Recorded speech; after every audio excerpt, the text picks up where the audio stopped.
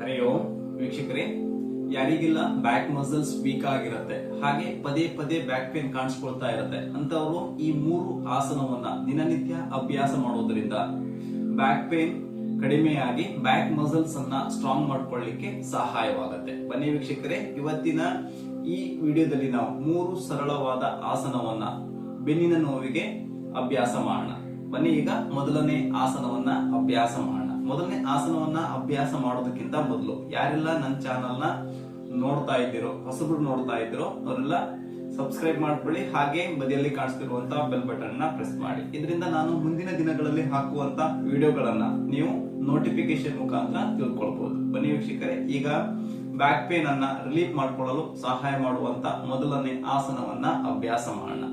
ಮೊದಲನೇ ಆಸನ cat and cow posture. Cat and cow posture ಅನ್ನ ಅಭ್ಯಾಸ ಮಾಡಲು ಮೊದಲು ನಾವು ವಜ್ರಾಸನದ ಸ್ಥಿತಿಗೆ ಬರೋಣ. ವಜ್ರಾಸನದ ಸ್ಥಿತಿ. ಈಗ ವಜ್ರಾಸನದಿಂದ 2 ಕೈಗಳನ್ನ ಮುಂದಕ್ಕೆ ಚಾಚ್ತಾ ಟೇಬಲ್ ಟಾಪ್ ಪೋಸ್ಚರ್ ಬನ್ನಿ. ಇಲ್ಲಿ ನಿಮ್ಮ ಹಸ್ತ, ಮಂಡಿ ಹಾಗೂ ಪಾದ ಒಂದೇ ಸರಳ ರೇಖೆಯಲ್ಲಿರಲಿ. ಈಗ ಕ್ಯಾಟ್ ಅಂಡ್ ಕೌ ಪೋಸ್ಚರ್ ಅನ್ನ ಅಭ್ಯಾಸ ಮಾಡೋಣ. ಉಸಿರನ್ನ ತೆಗೆದುಕೊಳ್ತಾ ತಲೆಯನ್ನ ಮೇಲೆ ಕೆತ್ತಬೇಕು, ಹಾಗೆ ನಿಮ್ಮ ಮಿಡಲ್ ಬ್ಯಾಕ್ ಅನ್ನ ನಿಮ್ಮಿಂದ ಎಷ್ಟು ಸಾಧ್ಯವಾಗುತ್ತೋ ಅಷ್ಟು ಕೆಳಗಡೆ ಪುಷ್ ಮಾಡಿ ಮೇಲಕ್ಕೆ ಅಥವಾ ಮುಂದಕ್ಕೆ ನೋಡಿ. ಮತ್ತೆ ಉಸಿರನ್ನ ಹೊರ ಹಾಕ್ತಾ ನಿಧಾನವಾಗಿ ತಲೆಯನ್ನ ಕೆಳಗಡೆ ತೆಗೆದುಕೊಂಡು ಬರಬೇಕು. ನಿಮ್ಮ ಚಿನ್ನನ್ನ ಕಾಲರ್ ಬೋನಿಗೆ ಟಚ್ ಮಾಡಬೇಕು, ಹಾಗೆ ನಿಮ್ಮ ಬ್ಯಾಕ್ ಅನ್ನ ರೌಂಡ್ ಶೇಪ್ ಗೆ ತೆಗೆದುಕೊಂಡು ಬನ್ನಿ. ಮತ್ತೆ ಉಸಿರನ್ನ ತೆಗೆದುಕೊಳ್ತಾ ಹಾಗೆ ಉಸಿರನ್ನ ಹೊರ ಹಾಕ್ತಾ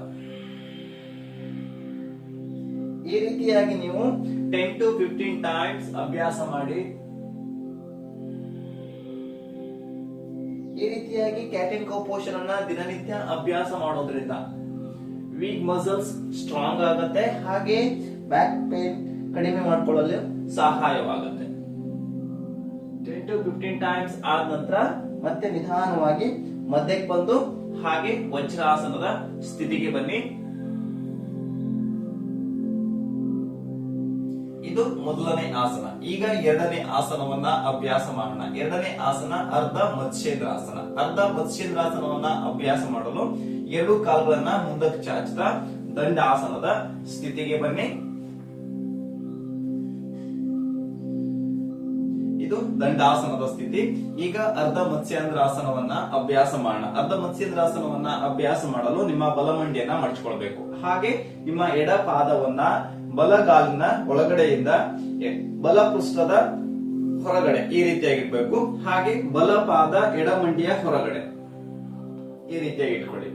ಈಗ ಬಲಹಸ್ತವನ್ನ ಬೆನ್ನಿನ ಹಿಂಬದಿಯಲ್ಲಿ ಇಟ್ಕೊಳ್ತಾ ಎಡಗೈಯನ್ನ ತಲೆಯ ನೇರ ಮೇಲಕ್ಕೆತ್ತಿ ಉಸಿರನ್ನ ಹೊರ ಹಾಕ್ತಾ ನಿಧಾನವಾಗಿ ನಿಮ್ಮ ಸಂಪೂರ್ಣ ಸೊಂಟದ ಮೇಲ್ಭಾಗವನ್ನ ಬಲಕ್ಕೆ ಟ್ವಿಸ್ಟ್ ಮಾಡ್ತಾ ಎಡ ಎಲುಬುವನ್ನ ಬಲ ಮಂಡಿಯ ಹೊರಗಡೆ ಈ ರೀತಿಯಾಗಿ ಟ್ವಿಸ್ಟ್ ಮಾಡ್ತಾ, ಹಾಗೆ ಎಡ ಹಸ್ತದಿಂದ ಬಲಗಾಲಿನ ಹೆಬ್ಬೆರಳನ್ನ ಇಟ್ಕೊಳ್ಳಿ. ಸಾಧ್ಯವಾದಷ್ಟು ನಿಮ್ಮ ಸೊಂಟದ ಮೇಲ್ಭಾಗವನ್ನ ಟ್ವಿಸ್ಟ್ ಮಾಡ್ತಾ ಹಿಂದಕ್ಕೆ ನೋಡಲು ಪ್ರಯತ್ನಿಸಿ. ಇದು ಅರ್ಧ ಮತ್ಸ್ಯೇಂದ್ರಾಸನ. ಈ ಸ್ಥಿತಿಯಲ್ಲಿ ನೀವು ಸಹಜವಾಗಿ ಉಸಿರಾಟವನ್ನ ಮಾಡ್ತಾ 30 ಸೆಕೆಂಡ್ಸ್ ಹೋಲ್ಡ್ ಮಾಡಿ. ಈ ಆಸನವು ಕೂಡ ನಮ್ಮ ಬ್ಯಾಕ್ ಮಸಲ್ಸ್ ಅನ್ನ ಸ್ಟ್ರಾಂಗ್ ಮಾಡಲು ಸಹಾಯ ಮಾಡುತ್ತೆ, ಹಾಗೆ ಸಂಪೂರ್ಣ ಬೆನ್ನಿನ ಭಾಗಕ್ಕೆ ಉತ್ತಮವಾದ ವ್ಯಾಯಾಮ ನೀಡುವುದರಿಂದ ಬೆನ್ನಿನ ಭಾಗದಲ್ಲಿ ಕಾಣಿಸಿಕೊಳ್ಳುವಂತ ನೋವನ್ನ ಕಡಿಮೆ ಮಾಡಿಕೊಳ್ಳಲಿಕ್ಕೆ ಸಹಾಯವಾಗುತ್ತೆ. 30 ಸೆಕೆಂಡ್ಸ್ ಆದ ನಂತರ ಮತ್ತೆ ಉಸಿರನ್ನ ತೆಗೆದುಕೊಳ್ತಾ ನಿಧಾನವಾಗಿ ಎಡಗೈಯನ್ನ ಮೇಲಕ್ಕೆತ್ತ ಹಾಗೆ ಮಧ್ಯಕ್ಕೆ ಬಂದು ಹಾಗೆ ಕೈಯನ್ನ ಕೆಳಗಡೆ ಇಳಿಸ್ತಾ 2 ಕಾಲುಗಳನ್ನ ನೇರ ಮಾಡಿ ದಂಡಾಸನದ ಸ್ಥಿತಿಗೆ ಬನ್ನಿ. ಇದೇ ರೀತಿಯಾಗಿ ನೀವು ಇನ್ನೊಂದು ಬದಿಗೆ ಅಭ್ಯಾಸ ಮಾಡಿ.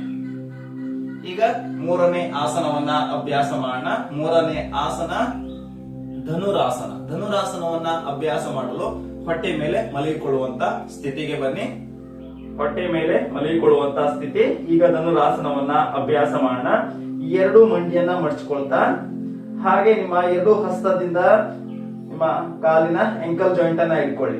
ಉಸಿರನ್ನ ತೆಗೆದುಕೊಳ್ತಾ ನಿಧಾನವಾಗಿ ನಿಮ್ಮ ಕಾಲು ಮತ್ತು ಸಂಪೂರ್ಣ ದೇಹದ ಮೇಲ್ಭಾಗವನ್ನ ಮೇಲಕ್ಕೆತ್ತ ನಿಮ್ಮಿಂದ ಎಷ್ಟು ಸಾಧ್ಯವಾಗುತ್ತೋ ಅಷ್ಟು ಮೇಲಕ್ಕೆತ್ತಿ ಮುಂದಕ್ಕೆ ನೋಡಿ ಧನುರಾಸನದ ಸ್ಥಿತಿ. ಈ ಸ್ಥಿತಿಯಲ್ಲೂ ಕೂಡ ನೀವು 30 ಸೆಕೆಂಡ್ಸ್ ಹೋಲ್ಡ್ ಮಾಡಿ. ಸಹಜವಾದ ಉಸಿರಾಟ. 30 ಸೆಕೆಂಡ್ಸ್ ಹೋಲ್ಡ್ ಆದ ನಂತರ ಮತ್ತೆ ನಿಧಾನವಾಗಿ ಕಾಲನ್ನ ಕೆಳಗಡೆ ಇಳಿಸ್ತಾ ಕೈಯನ್ನ ರಿಲೀಸ್ ಮಾಡ್ಕೊಳ್ಳಿ. ಮಕರಾಸನದಲ್ಲಿ ಸ್ವಲ್ಪ ಹೊತ್ತು ವಿಶ್ರಾಂತಿಯನ್ನ ತೆಗೆದುಕೊಳ್ಳಿ. ನೋಡಿದ್ರಲ್ಲ ವೀಕ್ಷಕರೇ, ವೀಕ್ ಆಗಿರುವಂತ ಬ್ಯಾಕ್ ಮಸಲ್ಸ್ ಅನ್ನ ಸ್ಟ್ರಾಂಗ್ ಮಾಡಿ ಹಾಗೆ ಬ್ಯಾಕ್ ಪೇನ್ ಅನ್ನ ರಿಲೀಫ್ ಮಾಡಿಕೊಳ್ಳಲು ಸಹಾಯ ಮಾಡುವಂತ 3 ಸರಳವಾದ ಆಸನ.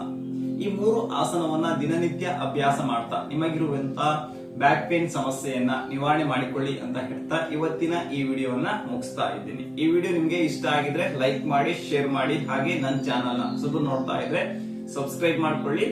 ಹರಿ ಓಂ.